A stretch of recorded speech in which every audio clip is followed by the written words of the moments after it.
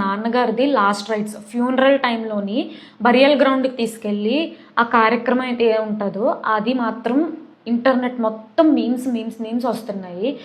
అది నాకు అర్థం కాదండి. ఒక్కటి చాలా క్లియర్గా చెప్తాను, మా నాన్నగారికి అది చాలా ఇష్టపూర్వకమైన విషయం.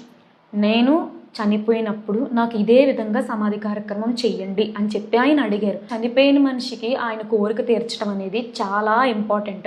ఇలా మా డాడీకి ఇలా అయింది, ఒక 2 to 3 days మేము అవైలబుల్ ఉండలేము అని చెప్పి పెట్టింది. వెంటనే ఆ స్టోరీ ఏదైతే ఉందో అది డిలీట్ చేసింది అనమాట. ఎందుకంటే మా మమ్మీ చూసారు, మా మమ్మీ అన్నారు ఇటువంటి చావుకు సంబంధించిన పెట్టకూడదు, అలాగా అవి పబ్లిక్గా పెట్టకూడదు ఆ ఫొటోస్ అవన్నీ అని చెప్పడం వెంటనే అది డిలీట్ చేయడం జరిగింది. ఎప్పుడు జరిగింది? జాన్ మంత్లోది. అయితే జాన్ మంత్లోనే స్క్రీన్ షాట్లు తీసుకొని జాన్ మంత్లోనే సేవ్ చేసుకొని ఇప్పుడు ఈ ఇష్యూ జరిగింది కాబట్టి ఇప్పుడు బయట పెట్టారు.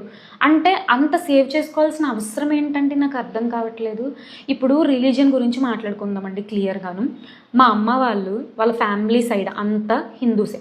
మా నాన్న సైడ్ ఫ్యామిలీ, మా నాన్న వాళ్ళు 5 అన్న తమ్ముళ్ళు, 2 అక్కలు, వాళ్ళంతా హిందూసే. మా డాడీకి ఒక 10 years బ్యాక్ ఒక సమస్య వచ్చింది. ఆ సమస్య ఏంటి, ఆ ప్రాబ్లం ఏంటి నేను చెప్పదలుచుకోలేదు, ఎందుకంటే అది ఆయన పర్సనల్ అనమాట. అక్కడికి చర్చికి వెళ్ళి, ఎందుకంటే ప్రేయర్ చేసుకోవడం అది రాదు, చర్చికి వెళ్ళి ఇలా దండం పెట్టుకున్నారంట. వెంటనే వితిన్ 2 to 3 daysలోని ప్రాబ్లం అయితే సాల్వ్ అయిపోయింది. అది దేవుడి వల్ల అయ్యిందో లేదంటే ఎలా అయ్యిందో సాల్వ్ అయ్యింది. అది ఆయన నమ్మకం ప్రకారం ఆయనకి ఓకే, ఇంత ఎలాంటి కష్టమైన పరిస్థితి నేను వెంటనే మొక్కుకోగానే జరిగింది కాబట్టి ఇక నుంచి నేను క్రిస్టియానిటీని బిలీవ్ చేద్దాము అనుకుని మా డాడీ అప్పటి నుంచి దేవుణ్ణి నమ్ముకోవడం అనేది స్టార్ట్ చేశారనమాట.